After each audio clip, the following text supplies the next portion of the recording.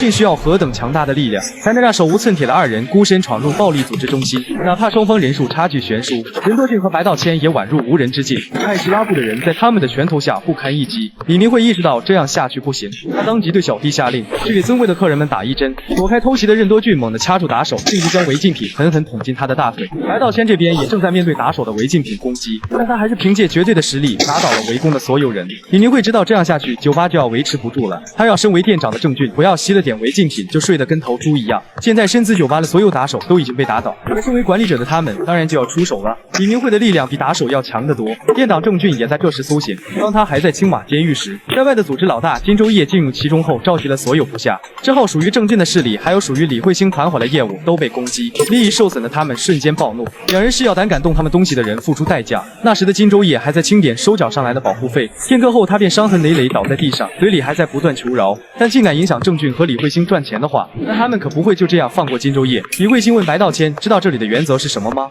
那就是每个客人都要被我们吸干到不能再吸。他让白道谦趁早放弃吧，因为敢进入这里的人一定会成为违禁品上瘾者。白道谦不理解李慧星哪来的自信，实际上李慧星根本看不起郑俊那小子，但有一点郑俊跟他很合拍，那就是可以为钱而疯狂。任多俊就被郑俊一拳击退。对于胆敢妨碍酒吧营业的家伙，郑俊要把他的骨头都嚼碎。对此白道谦十分不屑，因为就凭李慧星跟郑俊的力量，想把他跟任多俊吃掉根本就是痴心妄想，被吃掉的只会是真正弱小的一方。白道谦能感觉到李慧星的体力逐渐跟不上了，这时他突然问白道谦，不觉得那些人很恶心吗？就因为忍不住想吸，就沦落成了那副样子。趁着白道谦被分散注意力，李慧星立刻突进偷袭。在他眼里，搞不清状况就闯进这里的白道谦二人，跟那些违禁品成瘾者没有区别。明知道这里有危险，这还执意要来挑衅，这完全就是没有耐心的表现。白道谦一把抓住李慧星的脑袋，打断了他的话。实际上李慧星说错了，因为白道谦的耐性好得很，李慧星还没被他干掉就是最好的证明。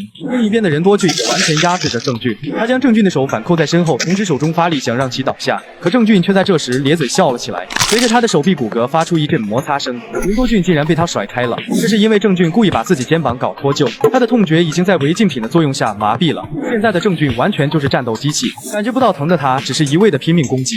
不过也正因为这样，任多俊能够轻易找到他的破绽。眼看任多俊的拳头就要击中郑俊暴露的腹部，可郑俊的脚却率先打在了他头上，这个姿势根本就不是正常人类能做到的。郑俊的攻击如同暴雨般打在任多俊身上，好不容易任多俊才抓到机会反击，郑俊却趁机死死咬住他的手。吃痛的任多俊在收回手的一瞬间，张着血盆大口的郑俊就紧随其后。就在这时，一道人影砸退了郑俊。白道谦奇怪任多俊在磨蹭什么，早点解决早点收工好了。现在他们两个要来一起收拾残局，李慧星跟郑俊也要来开始合作了。由郑俊发起先攻，他的动作幅度很大，白道谦本闭着眼睛都能躲开，可郑俊的身体却像是突然卡住了，然后用一种奇怪的姿势打中了白道谦。任多俊提醒白道谦这家伙攻击没有规律可循，不过即使是这样，任多俊也还是能找到可乘之机。就在这时，一个拳头从郑俊的破绽处打出，任多俊瞬间意识到李慧星在完美填补郑俊无规律攻击下露出的破绽。他们两个各有各的缺点，但联手之后实力完全翻了一番。这种情况就连白道谦都感到有点头疼。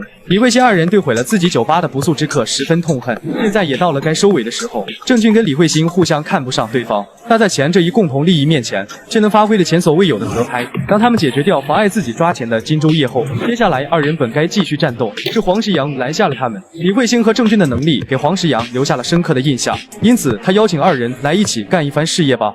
郑俊对违禁品很了解，而李慧星的零售能力很优秀，只要把他们结合起来，就能打造出完美组合。李慧星二人本对这个提议十分抗拒，但只要能赚到钱，他们什么事都能干得出来。对于这个说法，白道谦嗤之以鼻，他看这两个家伙需要受点教训，清醒一下。酒吧也将从今天开始停止营业。被攻击的李慧星突然想到了一个赚钱项目，既然多俊组织每个成员都是离家出走的人，那拿他们赚钱正好合适。通过违禁品把他们变成深子酒吧的奴隶，直到脑子被全部吸干。话音未落，李慧星和郑俊便被狠狠击飞。他们不该说那些话的，因为多俊组织的成员对白道谦和任多俊来说就是逆敌。他们两个初次见面时的眼神是一模一样的。白道谦是要亲手干掉海光的申雨成，不允许任多俊来插手。但任多俊知道那不是说几句狠话就能完成的。既然如此，那二人间的战斗就无法避免。白道谦不明白任多俊为什么要做到这个地步，要知道海光可是夺走了他爸爸的命，因此白道谦对申雨成恨之入骨。但失去家人的不只有他，海光也同样害死了任多俊的家人。目标一致的他们对家人一死无比看重。被压制的李慧星责怪郑俊老是失误，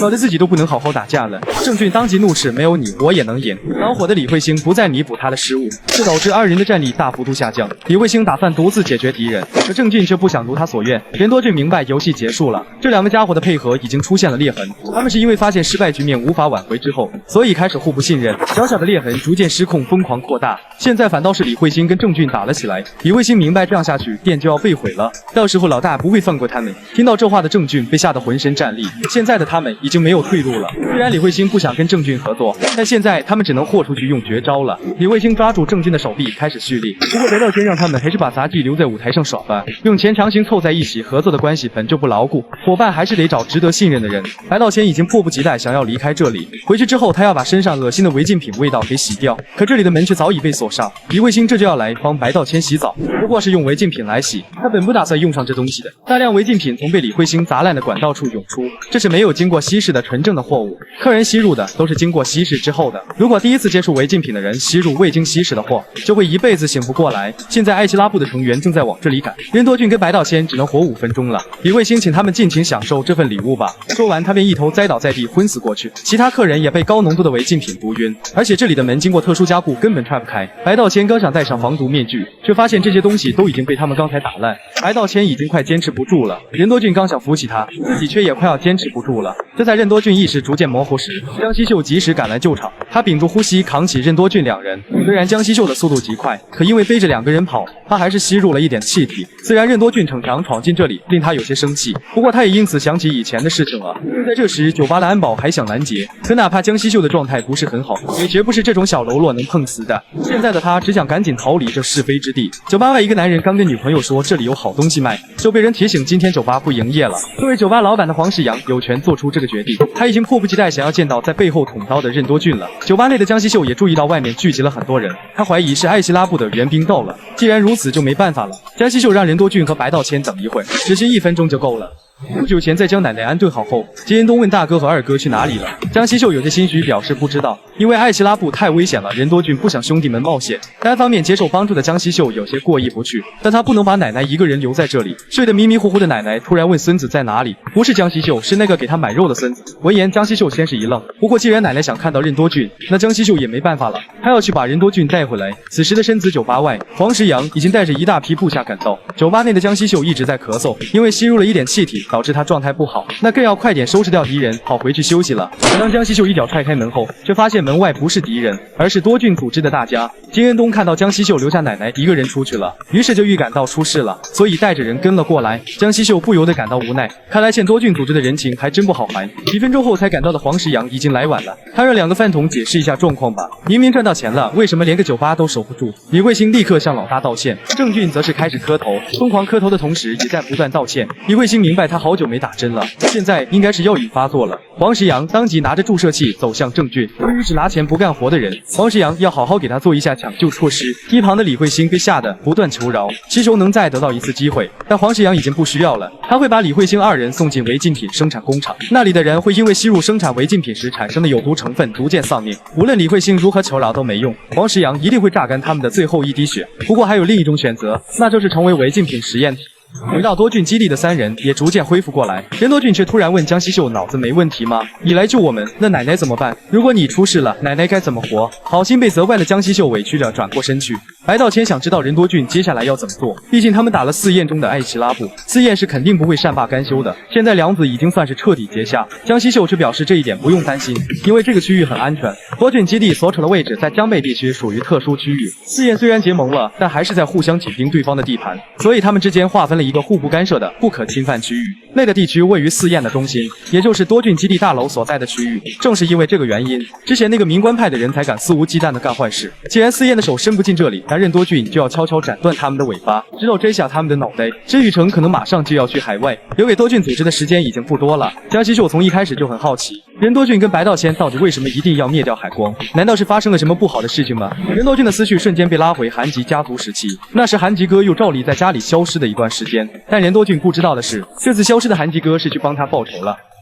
以上便是街头生存手册93到96话的内容。任多俊和白道谦可以说是强强联合，身在酒吧这个罪恶的地方就此消失。郑俊与李慧星之间用利益维系的关系十分脆弱，由此可见，想成为伙伴还是得找值得信任的人。同时，黄石阳对手下的压榨十分惊人，他的自私自利、阴狠毒辣的性格一展无遗。赵寒吉也终于再次登场，虽然是以短暂的回忆形式。为了赶在申雨城去海外之前复仇，多俊组织必须要加快脚步了。接下来要如何收服江贝四燕是个大难题。明天继续更新，让我们拭目以待吧。